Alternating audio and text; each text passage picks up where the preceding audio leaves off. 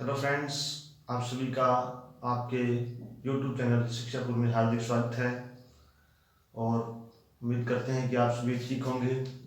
और हम, जैसा कि आपको पता है कि हम एक ज्योग्राफी की क्लास ले रहे हैं, जिसमें हमने अपवाद अंतर पढ़ना स्टार्ट किया था।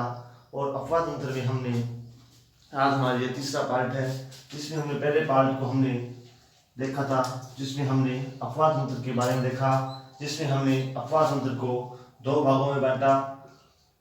उत्तर भारत की नदियां और उसके बाद जो अपना दूसरा पार्ट था वो था प्रायद्वीपीय भाग, प्रायद्वीपीय नदियां। ठीक है, हमने इसको फिर तीन भागों में डिवाइडेशन किया, जिसमें सबसे पहले हमने सिंधु नदी के अपवाद अंतर के बारे में पढ़ना था, उसके बाद में गंगा और उसके बाद है ब्रह्मपुत्र। हम पिछली क्लास में देखा कि हमें इसमें मुख्यतः 6 नदियों के बारे में बात करनी है, जिसमें सबसे पहले हमने सिंधु नदी के बारे में कल बात कर ली है। इसके बाद हम पढ़ने वाले आज झेलम, इसके बाद चेनाब, इसके बाद रावी, व्यास और सतलज। हम सिंधु नदी तंत्र में हम इन 6 नदियों को पढ़ने वाले हैं, जिसमें हमने सिंधु नदी के बारे में बात कर ली है। जो आज हमारी जो बात होगी तो इन दो नदियों पे होगी। हम बात करेंगे झेलम व चेनाब नदियों पर। इनके ऊपर जो डैम बने हुए हैं या यूं कहे बांध, इन बांध के बारे में हम अगला चैप्टर स्टार्ट करेंगे, उसमें करेंगे, क्योंकि आप सोच रहे होंगे कि इसमें जो बांध वगैरह है उनके बारे में डिटेल नहीं है। हम इनको डिटेल से पढ़ेंगे। अगला जो चैप्टर है इसके बाद, उस चैप्टर का नाम है बहुउद्देशीय परियोजनाएं। बहु उद्देश्य परियोजनाएं। इसमें हम जितनी भी नदियां करेंगे उन पर जो बने डैम हैं और उनसे रिलेटेड जो इक्वेशन है उनके बारे में बात करेंगे। तो आज हम जो स्टार्ट करेंगे वो है झेलम नदी।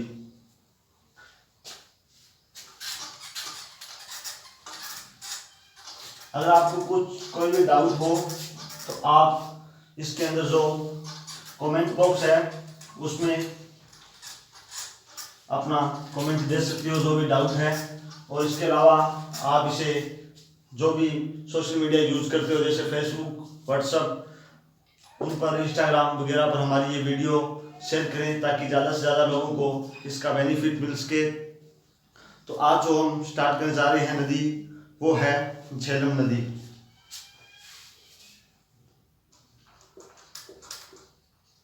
झेलम नदी। सबसे पहले हम बात करेंगे इसकी उद्गम स्थल की बात, कि इसका उद्गम कहां से होता है। तो इसकी उद्गम की बात करें तो इसका उद्गम है वो है पीर पंजाल। पीर पंजाल श्रेणी, और उसमें एक झील का नाम आता है वेरीनाग। और वेरीनाग झील के पास एक झील है, क्योंकि ये फेमस झील है, और उसके पास एक झील है शेषनाग झील। शेषनाग झील, इसी से इसका क्या होता है, उद्गम होता है। इससे क्या होता है, इसका उद्गम होता है। और यह उद्गम होने के बाद वुलर झील, वुलर झील, ये वुलर झील कहाँ पे है, ये कश्मीर में है, कश्मीर घाटी में। इसके बीच से होकर झेलम नदी गुजरती है। इसके बीच से होकर ये झेलम नदी है जो गुजरती है, और ये चेनाब नदी में जाकर मिलती है। कौन सी नदी में जाकर मिलती है, चेनाब नदी में जाकर मिलती है। इसके अलावा यह 140 किलोमीटर की भारत और पाकिस्तान की सीमा बनाती है। भारत व पाकिस्तान की सीमा बनाती है। कहाँ की सीमा बनाती है? ये 140 किलोमीटर की भारत और पाकिस्तान की सीमा बनाती है। वो है मुजफ्फराबाद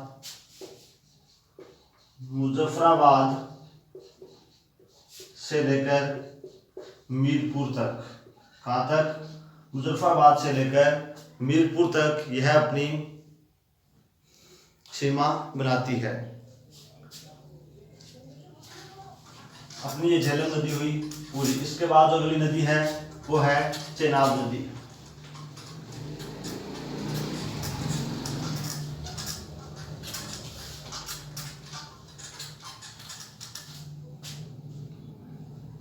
अगली जो नदी है वो है चेनाब नदी।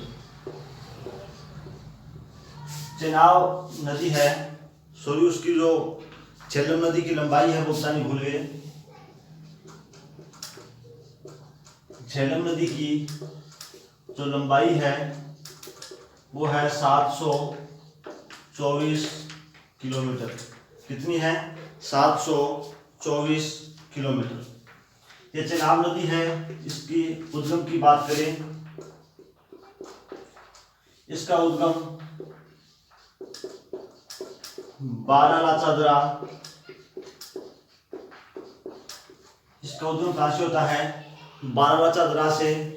इसमें दो धाराएं हैं, एक का नाम है चंदर और दूसरी का नाम है भागा। इसमें दो धाराएं आती है, उनका नाम है चंदर व भागा।